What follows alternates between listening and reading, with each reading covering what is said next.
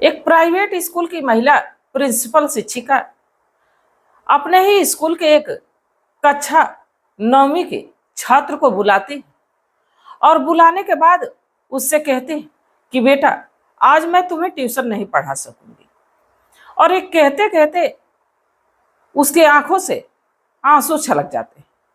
जो स्टूडेंट होता है अपनी जो टीचर होती है उसको इस तरह रोते हुए देख के वो तुरंत कमरे से बाहर जाता है, क्लास से बाहर जाता है और जाने के बाद अपने दो दोस्तों को भी बताता है कि दरअसल जो हमारी प्रिंसिपल मैडम है वो आज हमें ट्यूशन नहीं पढ़ाएंगी। वो दोनों जो लड़के रहते हैं कहते हैं कि और तो अच्छी बात है, आज हम लोग खूब खेलेंगे कूदेंगे।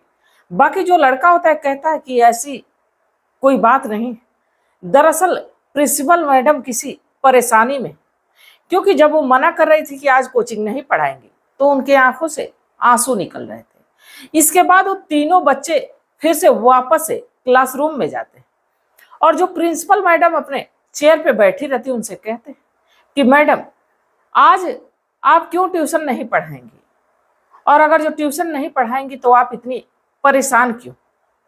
इस पे जो प्रिंसिपल मैडम थी पहले तो आंसू ही गिर रहे थे, बाकी अब वो रोने लगती और रोते हुए कहती कि बेटा, ये बातें तुम्हारी समझ में नहीं आएंगी। बाकी जो तीनों लड़के थे वो कहते हैं कि मैडम एक बार बता के तो देखिए, हो सकता है हम आपकी परेशानी में आपकी मदद करें। इसके बाद वो मैडम उन तीनों लड़कों से कहती कि दरअसल मेरे हाथों एक कत्ल हो गया और कत्ल तो हुआ है, बाकी जो डेड बॉडी है मेरे घर के भीतर पड़ी और उसे ठिकाने लगाना है। जैसे ही तीनों लड़के ये बात सुनते हैं पहले तो उनके पैरों तले जमीन निकल जाती है, बाकी चूंकि अपने मैडम से वादा किए थे वो कहते हैं कि हम आपकी पूरी तरह से मदद करेंगे। इसके बाद ये तीनों लड़के मैडम की मदद करते हैं उस लाश को ठिकाने लगाने में। बाकी जैसे ही 3 दिन का वक्त गुजरता है एक ऐसी सच्चाई निकल के सामने आती है जिसकी कल्पना कोई कर ही नहीं सकता। तो आखिरकार ये किसकी डेड बॉडी थी और क्यों कत्ल हुआ था, इसको जानने के लिए हमारे साथ वीडियो में अंत तक बने रहिएगा। नमस्कार, मैं सावित्री यादव आप सभी का यूट्यूब मंच पे स्वागत करती हूँ। उम्मीद है हमारी यूट्यूब की सारी फैमिली अच्छी होगी, अपना ख्याल रख रही होगी। आज मैं जिस सच्ची कहानी को लेकर आप लोगों के बीच हाजिर हूँ बड़ी ही हैरान कर देने वाली, एक बहुत बड़ी सीख देके जाने वाली। और खास करके अगर जो बच्चे स्कूल जा रहे हैं, पढ़ने जा रहे हैं, तो सारे माता पिता अगर जो किसी पे विश्वास करते हैं तो भरोसा करते हैं तो वो होते हैं स्कूल के पेरेंट्स, यानी स्कूल के जो टीचर होते हैं, शिक्षक होते हैं, प्रिंसिपल होते हैं। इन पे पूरी तरह से अपने बच्चों की जिंदगी सौंप देते हैं कुछ घंटों के लिए। बाकी अगर जो यही कुछ ऐसी अनहोनी हो जाए जो कि सारे माता पिता बड़े हैरान से रह जाते हैं इस घटना को सुनने के बाद। दरअसल मैं बात कर रही हूँ महाराष्ट्र प्रदेश का एक जिला लगता है जपपत गांव। यही 15 मई 2025 की दोपहर को एक फैमिली टूर पे जा रही थी। चौसाल वन में ये कार चल रही होती, तभी उस कार के भीतर एक व्यक्ति बैठा जिसे वो बाथरूम जाने के लिए कहता है। ड्राइवर से कहता है कि कहीं साइड देख के गाड़ी रोक लो, और जैसे ही वो कार रुकती है उसमें से वो व्यक्ति निकलता है और एक झाड़ियों के पीछे वो सोचता है कि जाके मैं वहां से फ्रेश होके आ जाऊं। जैसे झाड़ियों के पीछे जाता है उसको कुछ अजीब सी चीज दिखाई देती है, एक डेड बॉडी दिखती है और वो भी जलती हुई दिखती है। जब ये नजारा देखता है तो कहाँ तक बाथरूम होता वो जोर जोर से चीखने लगता है, चिल्लाने लगता है, क्योंकि वहां कुछ सामान्य नहीं था।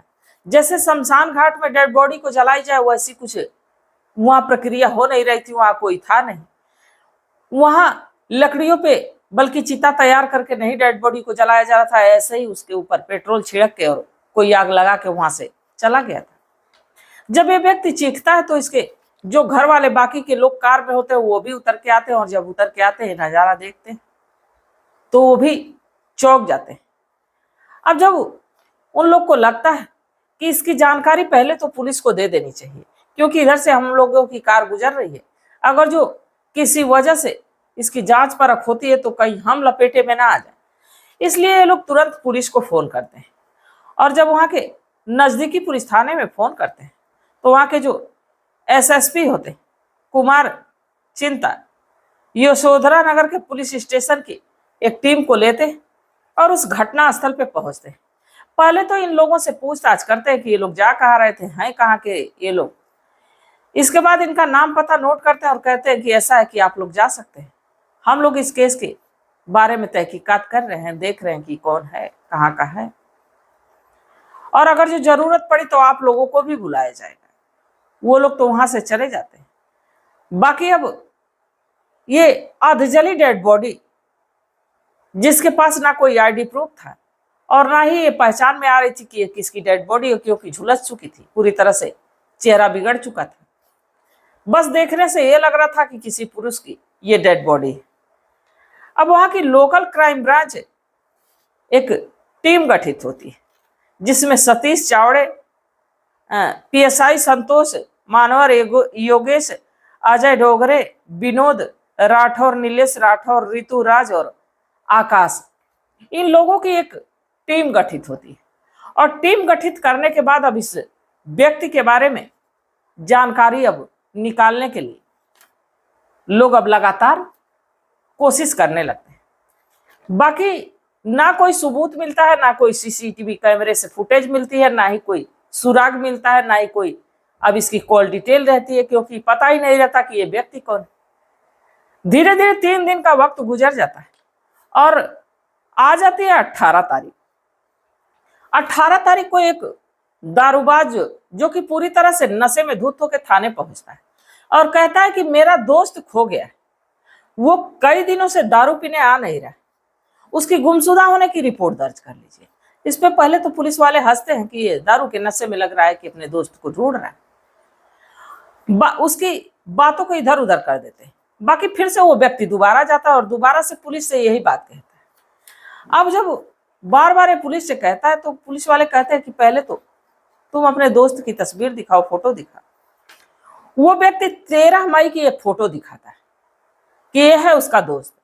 अब जैसे ही पुलिस उस फोटो को देखती, ना जाने क्यों वो अब उस जो मरा हुआ व्यक्ति जिसकी झुलसी हुई डेड बॉडी रहती, उसको देखते ही तो मिलान होने लगती है, क्योंकि जो टी शर्ट इस फोटो में था वही टी शर्ट का बटन और थोड़ा सा टी शर्ट का जला हुआ टुकड़ा घटना स्थल पे मिला रहता है। अब जब उस फोटो वाले व्यक्ति के बारे में पता किया जाता है तो लोहारा इलाके का रहने वाला शांतनु रविंद्र देशमुख जिसका नाम होता है, उसका दोस्त बताता है, जो दारूबाज होता है, और उसकी उम्र 30 साल होती है। जब इसके बारे में शांतनु के बारे में पता चलता है तो पुलिस सबसे पहले शांतनु के घर पहुंचती है। जब वहां पहुंचती है तो पता चलता है कि वहां उसकी बीबी, जिसका नाम निधि होता है, निधि की उम्र लगभग 24 साल। अब जब निधि से पूछा जाता है कि उसके पति का है तो कहते हैं कि लगभग 3 दिनों से उनका कुछ आता पता है नहीं, वो कहाँ गए हैं कुछ पता ही नहीं, नंबर स्विच ऑफ है। इस पे पुलिस कहती है कि आपने कोई गुमशुदा होने की रिपोर्ट तो दर्ज नहीं कराई। वो कहे कि अगर जो हो सकता है कहीं गए हो, किसी काम से गए हो तो आ जाए, तो इसमें रिपोर्ट क्या दर्ज कराना। बाकी जब इस लाश की, इस शव की फोटो को दिखाया जाता है तो जो निधि, वो पहले तो उसके चेहरे का एक्सप्रेशन देख के ही पुलिस को ये लग जाता है कि कहीं ना कहीं ये इसी का पति है, पर निधि इस बात से इनकार कर देती है। वो कहती है कि ये उसकी पति की डेड बॉडी नहीं। बाकी वो जो दारू पीने वाला व्यक्ति होता है, उसको जब वो डेड बॉडी दिखाई जाती है तो शिनाख्त कर लेता है कि यही मेरा दोस्त है। बाकी अब जैसे ही वो दारूबाज इस बात की पुष्टि करता है कि वो उसी का दोस्त है, फिर निधि को थाने बुलाया जाता है और जब सख्ती से पुलिस पेश आती है तो एक ऐसी सच्चाई निकल के सामने आती है जिसकी कोई सोच ही नहीं सकता। दरअसल ये जो निधि, कुछ साल पहले निधि तिवारी हुआ करती थी। निधि तिवारी अपनी पढ़ाई कर रही थी, वहीं इसकी मुलाकात शांतनु देशमुख से होती। जो कि पेशे से एक शिक्षक होता है प्राइमरी स्कूल का। अब जब निधि से इसकी मुलाकात होती है तो निधि से बातचीत होते होते दोस्ती होती है, दोस्ती कब प्यार में बदलती है और अब ये फैसला करते हैं कि दोनों शादी करेंगे। निधि अपने घर वालों से कहती है, बाकी घर वाले कहते हैं कि तुम ब्राह्मण कुल से हो और तुम्हारी शादी देशमुख परिवार में नहीं हो सकती, इसका विरोध करते हैं। बाकी निधि जो अपने परिवार वालों के विरुद्ध जाके शांतनु देशमुख से विवाह करती है और उसी के साथ गुजर बसर करने लगती है, जहां वो भी जाके एक प्राइमरी स्कूल में प्रिंसिपल के पद पे पढ़ाने लगती है। धीरे धीरे वक्त गुजरने लगता है। बाकी जैसे ही कुछ वक्त गुजरता है, ये जो शांतनु देशमुख है ये दारू शराब के लत में कुछ ऐसे डूबता है जैसे कि वो अपने परिवार की चिंता ही ना करता हो, अपनी पत्नी की चिंता ही ना करता हो कि जो पत्नी अपने पूरे परिवार को छोड़ के सिर्फ उसके लिए आई थी, अब उसकी देखरेख भी नहीं करता था, इसका एक बच्चा भी हो जाता है। अब यही जब निधि परेशान होती तो एक दिन फैसला करती कि मैं घर वालों से विरोध जाके इसे शादी की, और ये है कि ना ही हमारी जिम्मेदारी उठा रहा है, ना ही हमारे बच्चे की जिम्मेदारी उठा रहा है, खुद की जब जिम्मेदारी उठानी तो क्यों ना इसे मैं खत्म ही कर दूं। इसके बाद अब वो लगातार अपने पति से मनमुटाव तो चलता ही रहता है। एक दिन वो मोबाइल पे सर्च करती और सोचती है कि कौन सा ऐसा जहरीला पदार्थ बनाया जाए जिससे कि उसकी पति की मौत हो जाए।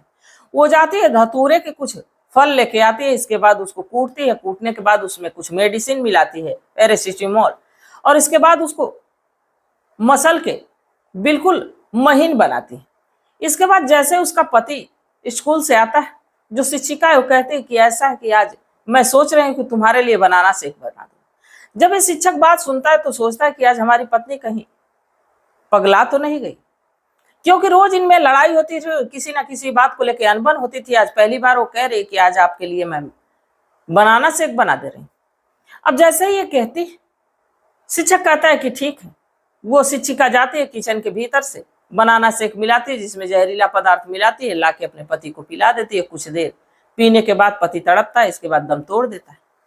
बाकी अब शिक्षिका को ये समझ में नहीं आ रहा था कि अपने पति की डेड बॉडी को ठिकाने कहाँ लगाए। स्कूल में जब रोने लगती है तो जब तीनों स्टूडेंट उसकी बात को सुनते हैं तो उसकी मदद करने के लिए तैयार हो जाते हैं, और इन बच्चों के मदद से वो चौसाल वन में डेड बॉडी को ले जाकर ठिकाने लगाती है। पेट्रोल छिड़क के वहां आग लगा के चली जाती है, सोचती है कि अब तो कोई जानेगा नहीं।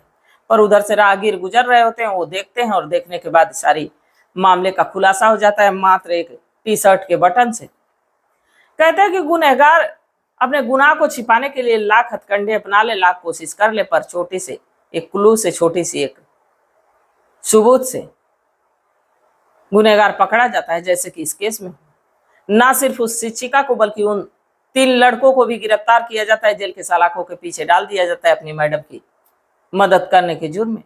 अब देखिए बच्चे तो नाबालिग हैं, छूटते हैं, बाल सुधार गृह उनको भेज दिया गया, वहां से छूटते हैं, घर आते हैं, या आगे उनको जैसे उनकी उम्र हो जाती है, बालिग हो जाते हैं, उनको या सजा मिलती है, क्या कहा जाता है, अब ये तमाम सवाल। बाकी आज की कहानी सुनाने का मेरा उद्देश्य ये नहीं था कि किसी की भावनाओं को ठेस पहुंचाया जाए, किसी को आहत किया जाए, बल्कि बस इसलिए कि लोगों को जागरूक किया जाए, लोगों को सचेत किया जाए। तो इस घटनाक्रम पे आप लोग क्या सोचते हैं, आप लोगों की क्या सलाह, आप लोगों की क्या राय, कमेंट सेक्शन में जरूर बताइएगा, क्योंकि आपके मशवरे का हमें बेसब्री से इंतजार रहेगा। तो तब तक आप लोग अपना ख्याल रखिए, अपने परिवार का ख्याल रखिए, बाल बच्चों का ख्याल रखिए। मिलते हैं कल एक नई वीडियो के साथ, तब तक के लिए जय हिंद, जय भारत।